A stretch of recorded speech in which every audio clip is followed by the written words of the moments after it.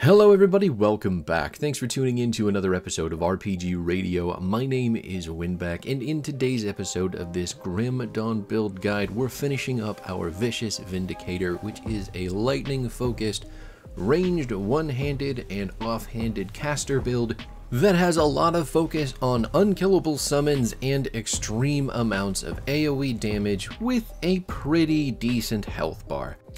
Given that this is the final video in this build, will be in the ultimate difficulty, so all of our resistances are maxed and overmaxed as far as we can get them, and all of the damage that we are doing in this video is going to be almost as high as we can get it. The build obviously isn't optimized as far as it can go, but that being said, it's pretty far up there. Now, if you haven't watched the other 3 videos in this guide, go check those out first, because unless you have followed along, you'll probably miss out on a couple things like the devotions, the skills that we're picking up, and everything in between. This video will be mainly focused on gear that you'll need and components that you'll need to stay alive. Our devotions have not changed since we finished them out in the last video.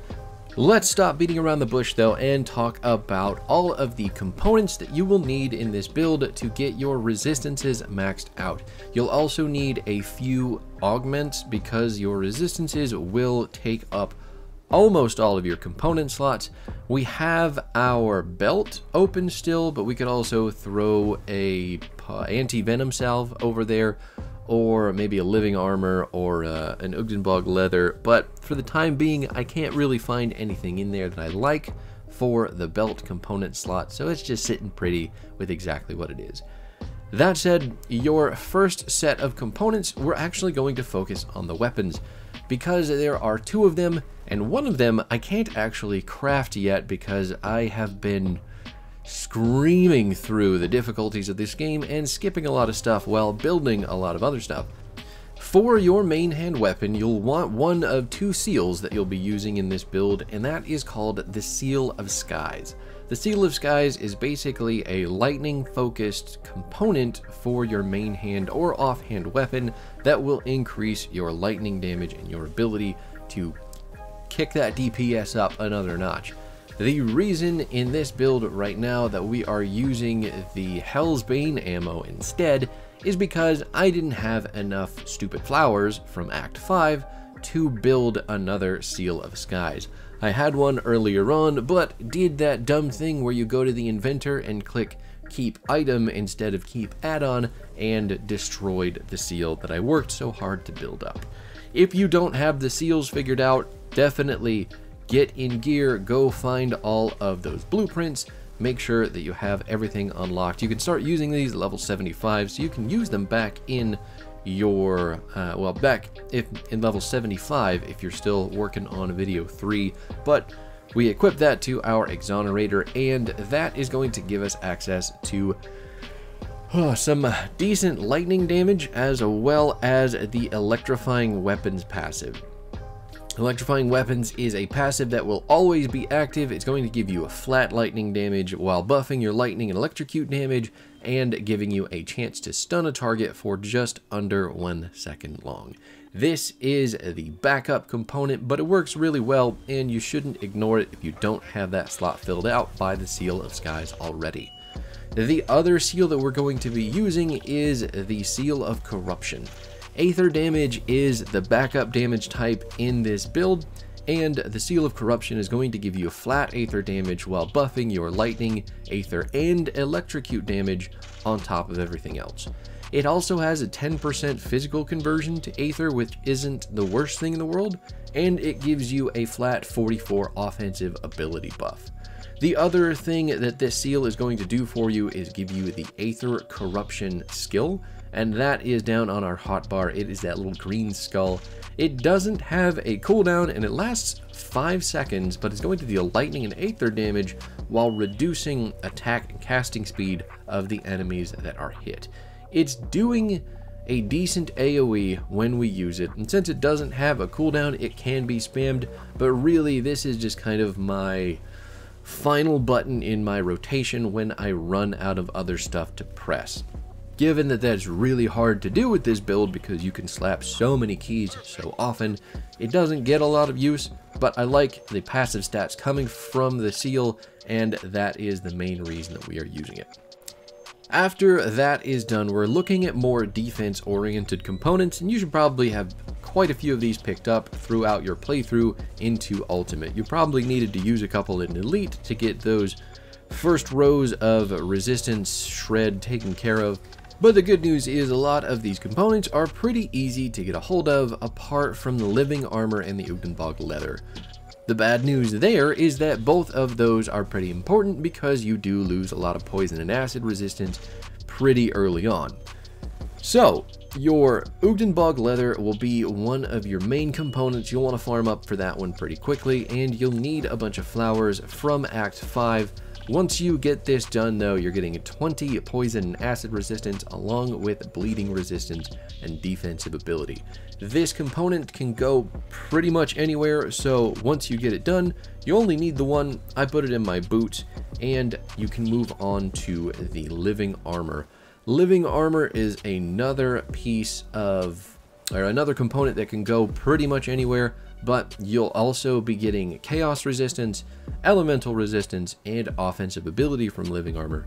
You're also increasing your armor absorption, which is really helpful because early on with this build, there was a lot of really just easy attacks that should have been avoided through the passive stat of armor that were getting through and really tearing my health bar apart. So increasing your flat armor and your armor absorption with these components is incredibly helpful. The next big components that you'll need are a little bit harder to find, so if you've had them or you have crafted them throughout your playthroughs, make sure that you use them only as you hit the point where you're keeping gear permanently, which is another reason it was a little bit of a struggle to keep this build healthy going from 75 to 94, specifically with things like our metal. We're using the mythical Gildum Arcanum Commendation, but I had one that was only working from level 68, I think, and I didn't have a mythical replacement for it for a decent chunk of time.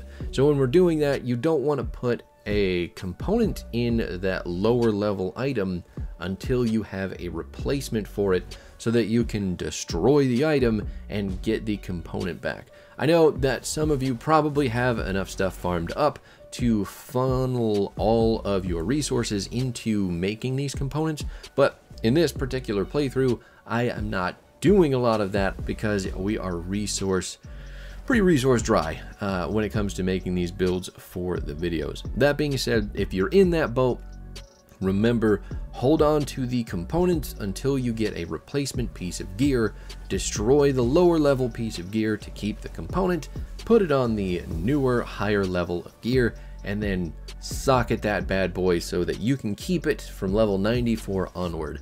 Basically, the gear that you're getting at this level should stick with you for a very long time, unless you get a replacement with better rolls, or just better stats, or something that you're going to change the build with entirely. So, all that being said, black tallow is the component that we are gushing over right now. Black tallow requires rift stones to make, as well as a decent chunk of aether crystals. So, once you have that, your black tallow will be giving you a whole bunch of chaos resistance. You'll be getting 6% less damage from Chthonian enemies, defensive ability, and some random chaos damage. Since we don't do chaos damage, it's not a big deal, we can ignore that, but the other three stats are incredibly good. 16% chaos res is a big chunk for ultimate because that stat is pretty tough to come by in other components. On the opposite side of that, you have the aether version of that component, which is going to be the aether soul. Really, it does almost the exact same thing, gives you 6% less damage from aether and aether corruptions, you get 30 defensive ability, and you get 16% aether resistance, and this is also only socketable in metals or amulets. So you're going to put black tallow in one, and you are going to put your aether soul in the other, so you can get the benefits from both, and stay relatively balanced. The 10% Aether damage is fine too because we're using Aether as a backup damage type, but it again isn't as important as the other stats on this tree. Runestone is the one that goes in your helmet, and that is going to reduce damage from ethereals, give you some armor, and give you both Aether and elemental resistance. That goes in your helmet, nice and easy, pretty simple to make. It's just Aether crystals along with some money and a little bit of patience. After you are done with that one, you'll want to move over to probably what I expect is going to be your item bag or your stronghold box, your strong box, your loot box, your box of stuff that you don't carry around on your person. Grab a couple of soul shards from that so that you can throw them in both of your rings. Soul Shard is going to give you energy absorbed from enemy spells, as well as energy leech resistance, and 20% vitality resistance. Once you drop these two into your rings, that's 40% vitality res, and that should be plenty to get you through the vitality resistance shred of ultimate difficulty. You'll also want to pick up the Sanctified Bone for your chest armor. This is going to give you increased damage to undead and Chthonian enemies, but more importantly, you're going to get more of vitality resistance, which is 18%, and 12% chaos resistance, which is very, very difficult to come by, like I was mentioning earlier. So getting that chaos res in the right component in the right slot of armor is all taken care of by the Sanctified Bone. After that one, we've got a couple more really easy components, so we'll call that as it is. You should also have these hidden in your box or your inventory already. You're going to want to use consecrated wrappings on your gloves for the chaos resistance there. You're going to use your scaled hide component in your pants, and this is only because it is giving you armor and increasing your armor absorption to help you deal with those physical hits from the smaller and even bigger enemies. Having armor do more for you is always a good thing. Since it was the only component that really helped us in the pantaloon department, that's just what we were going with. And like I said earlier, belt, I haven't really had anything jump out at me to throw into the belt yet. Maybe I'll have that epiphany one day, but as it is right now, I don't necessarily need it. Might throw an anti-venom salve in there if our poison and acid resistance goes down or needs the bump, but we're sitting pretty right now on all of these components. But enough about components, we're all here for the gear. That's what the late game grind is all about. So let's talk about the set pieces involved in this build and everything else, because there is a lot of purple going on, and we did shed quite a few monster infrequents getting into the ultimate difficulty. That being said, if it weren't for the set pieces specifically, I'd probably still have a couple of those monster infrequents, but we switched them out, so this is what we're going with. The set that we're going to be using all over Ultimate and beyond is called the Lights Defender set. The Lights Guardian set, actually, and then the mythical Lights Defender Helm will kick us off. The Lights Defender Helm is going to give you lightning and aether damage along with electrocute damage, energy regen, casting speed, and buffing your pierce and vitality resistance. You're also getting an increase to armor from anywhere from 8 to 10%, which is a pretty big chunk considering that armor usually goes up into the thousands. You're also getting +1 to all skills in Shaman and Inquisitor, which are both of our trees, so having +1 to everything is always a very positive stat. This helmet is also just going to add flat lightning damage to your Storm Totem, and when this set is finished, Storm Totem is actually going to double in potency, which is incredible. After the helmet, you can look for the Lights Defender plate, which is the chest piece. That's also going to buff those same damage types that I mentioned, but it's going to give you flat health, more energy regen, vitality and elemental resistance, and also increase your armor by another 8 to 10%. Ridiculously good, extremely helpful for any squishy class trying to stay alive who wants these types of stats. Moving on from the chest piece, we're looking at our shoulders, the mythical Lights Defender epaulettes.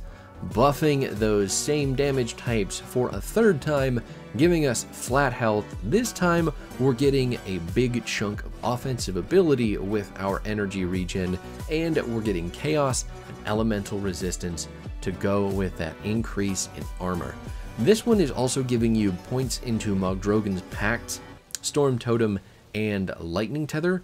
All three abilities that we are going to make incredibly efficient use of. And if I didn't mention it on the chest piece, that one is going to give you points into Storm Totem and Inquisitor Seal. So Inquisitor Seal being a little bit wasted, it's also giving you points into Stun Jacks, which are a Demolitionist ability. So 2 out of 3 would have been great, but since we're only 1 out of 3, the chest piece is probably our least efficient piece of gear.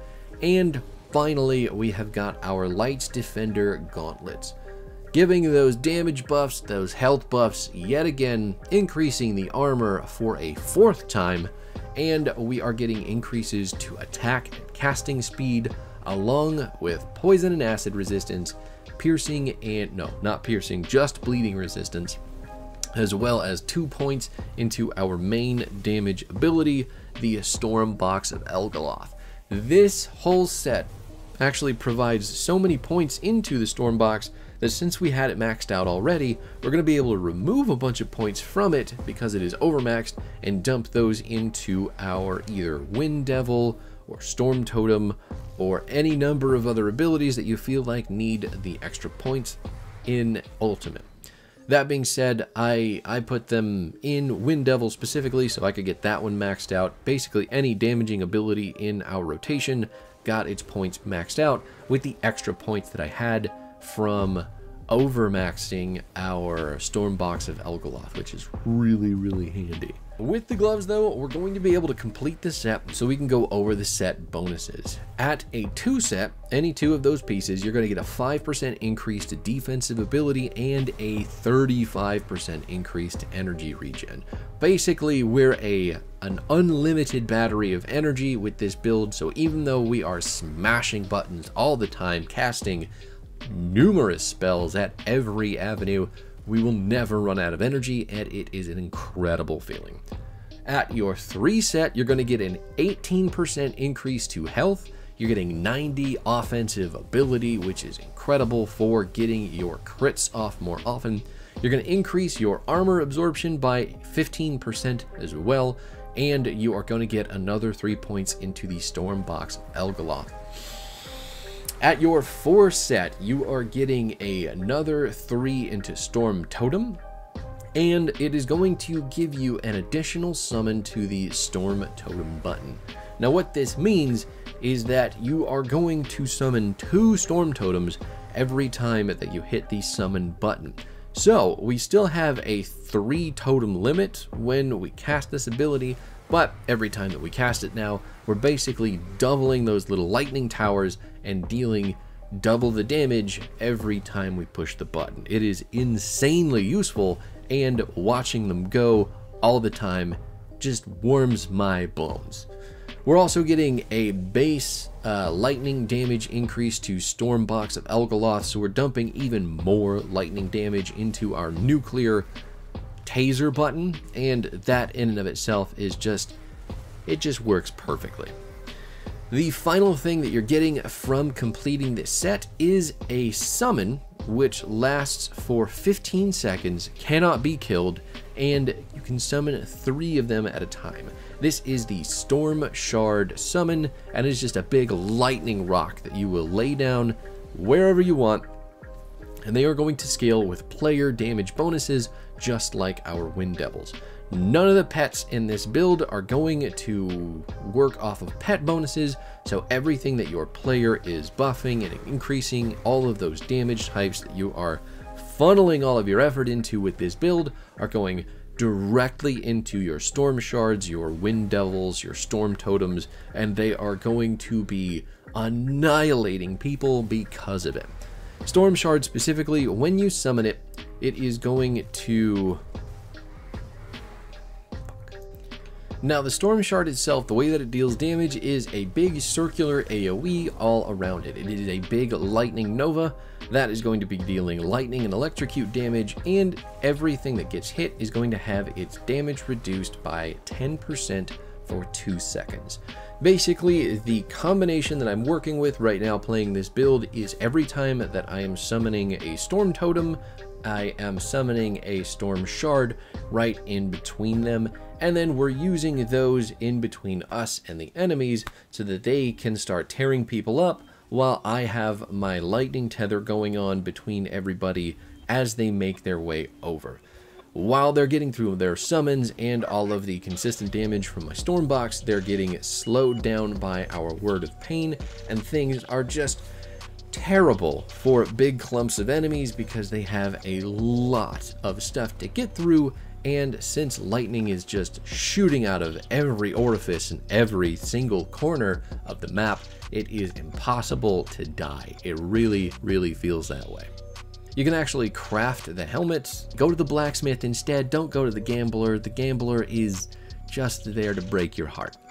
Once that set's done though, you can start working on your main hand weapons. You'll still be using the offhand, the Yeti horn from the last video. You'll just want to go out and farm an ultimate version of that for the stat increases that it's going to give you with that weapon level.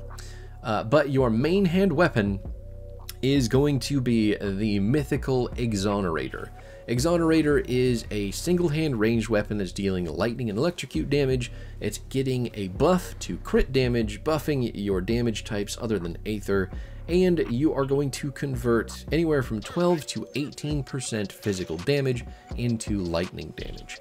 This weapon also gives you offensive ability and total speed, but more than that, this weapon is giving us 2 into Storm Spread.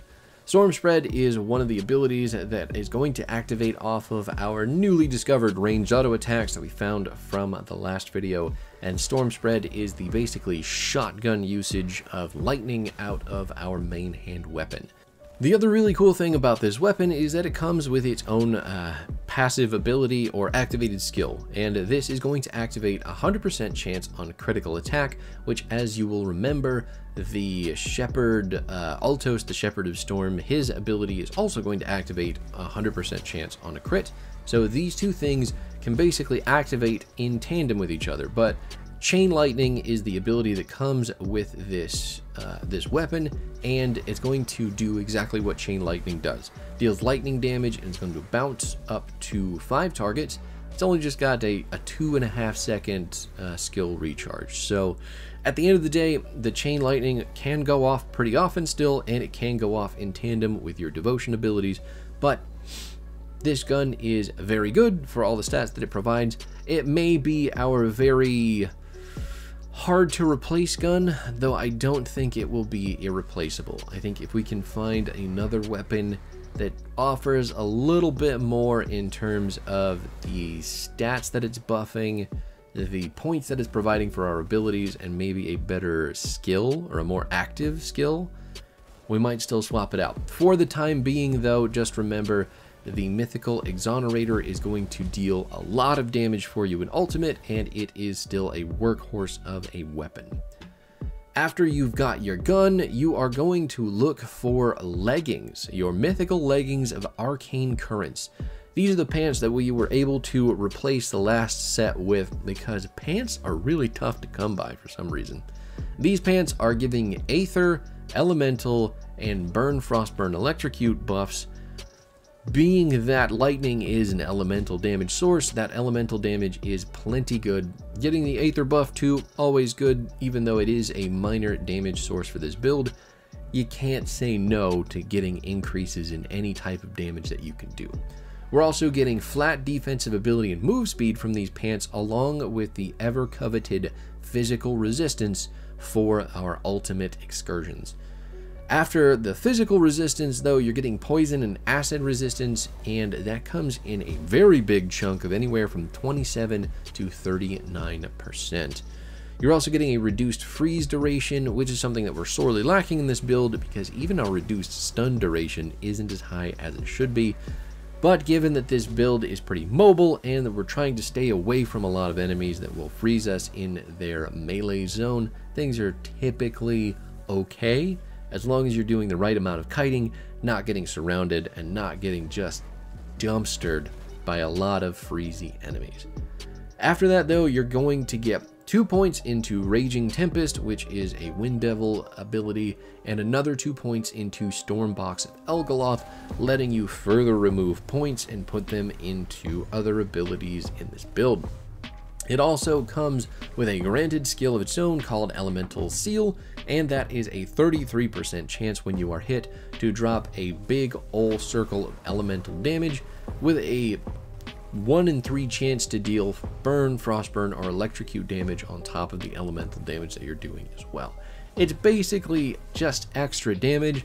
It's not super impressive in terms of utility or anything it does. It's very much like the Exonerator's granted skill, but it's there, it's helping. You just probably won't notice it as much as you do with everything else because you'll be completely blinded by the sheer ridiculous volume of lightning going on at all times. That being said, these pants, they do most of what we need them to, so they will be hung on to in this build for a very long time, unless we just find those absolutely perfect, efficient pants.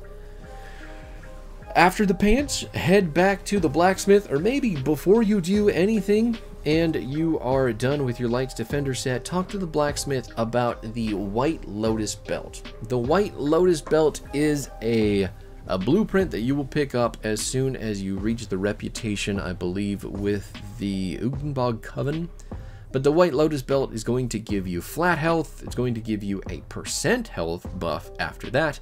You're going to get a chance to avoid melee attacks, which is your dodge, anywhere from 7 to 9%. It's giving you resistance increases to poison, elemental, and bleeding, which are all very, very easy. Well, elemental is easy to come by, but your poison and bleeding resistances, especially in ultimate, are a little bit tougher to fill out. So this belt does a very good job keeping them going, and it is going to increase their maximum resistances by 7%. So once you have those resistances maxed, this belt is going to help you overmax them and have that maximum be permanent. The resistances for poison and bleeding from this belt are going to get extra buffed, so you're even more survivable in ultimate difficulty. It's crazy, crazy, crazy good.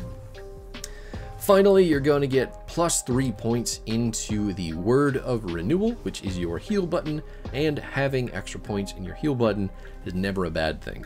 You're also getting a heal when you get hit from this belt called the Gift of the Lotus, and that is a 20% chance, so 1 in 5 attacks will have you healing for 4% of your maximum health, along with a flat 350 health to top you up.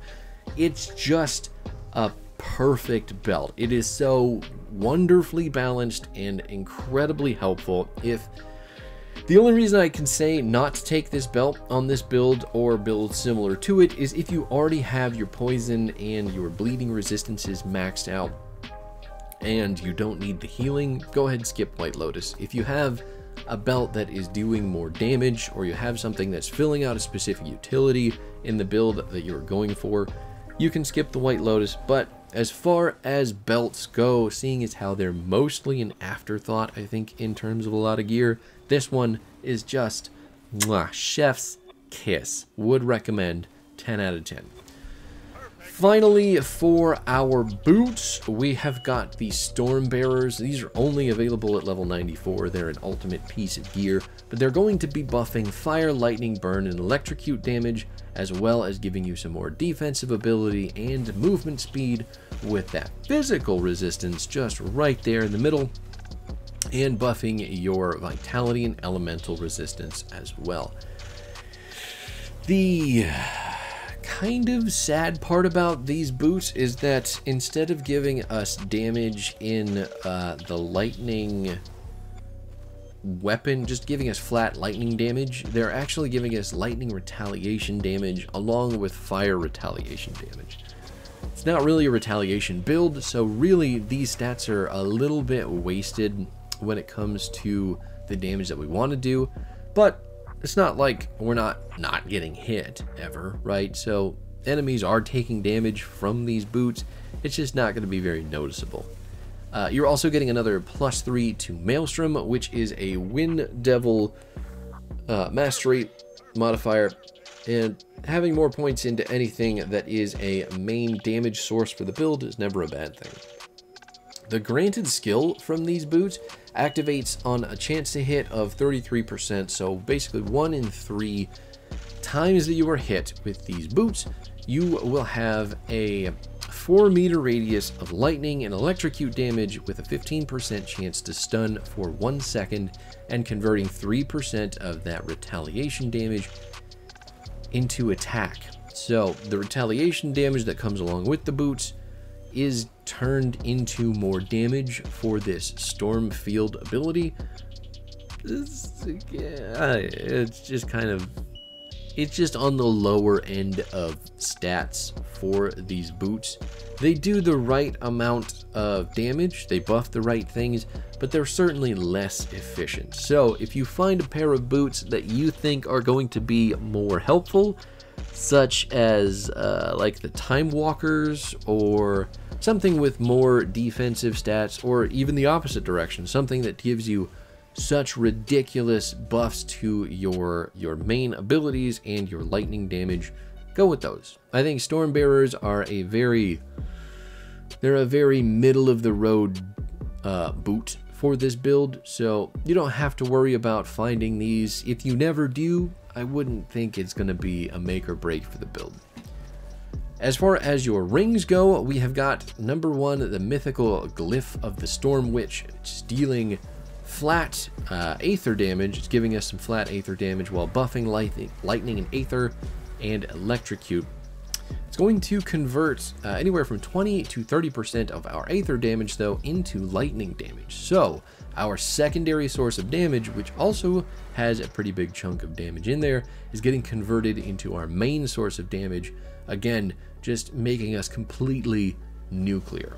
We're also getting offensive ability and increases to healing effects, which makes our Word of Renewal anywhere from 8 to 12% better, and getting some pierce resistance on top of everything else, just to get one of those highly coveted stats that's getting its stuff removed from Ultimate on. This ring is also putting points into Storm Totem and Storm Box of Elgaloth, which is gross, always super, super extra lovely, wonderful. I know I called it gross, but it's gross in a good way. You know what I'm talking about, right? It also gives you chain lightning, just like your Exonerator, which is kind of cool.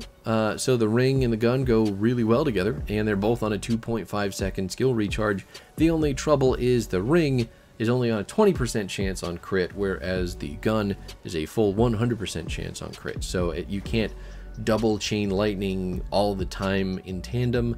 So 1 in 5 crits will be a chain lightning from your ring, and then every crit will be a chain lightning from your weapon. But still good. They still work really well together, and the ability is just tons more AoE lightning damage, so it's never anything to be upset about. The amulet we're going with on this build is called Azraka's Sands. This one's tough because this amulet specifically is giving plenty of resistance to poison and acid and elemental and slow, while also giving +4 to every resistance's maximum. So everything that we have maxed out gets another 4% on top of that to go above and beyond. It is extremely potent, and for that reason, it's really hard to say, let me get another amulet to replace this one. On top of that, we're getting +3 to Horn of Gandar, we're getting +1 to all skills at Inquisitor, and this is going to buff Horn of Gandar specifically by reducing its cooldown time by 1 second and converting 12% of the attack damage that it does into health. So when we jump into, or when we get surrounded by enemies and hit the horn to make them all scatter, we're getting health back in a very big AoE, and we're reducing the cooldown so that we can use our more offensive panic button in those tricky situations. It's really It's a very good necklace for a very underrated ability, and there are other things that I want to try out, but it's just so good, it's really hard to pass up. It's also giving some skill cooldown reduction, which is, I mean, it's nice, but it's not the worst thing in the world not to have. Anyway, it's about 3 to 5%, so that in and of itself is going to break the bank, but it does couple in keeping the cooldowns low and keeping you happy so you can push them buttons more often. Rewind Fate is the skill that you get from this ability, and it's going to activate when your health drops below 25%, giving you a whole bunch of health restored, 100% in fact, and you are going to get a big bump in health regen on top of everything else. And that's it. That's all the gear that we have to go over, and I may have actually overrun the recording time that I did just by talking about this stuff. But I hope that you have got everything that you need to make the Vicious Vindicator work, and I will see you all next time for a very doomy and or bolty build I have waiting in the wings. Peace out, everybody.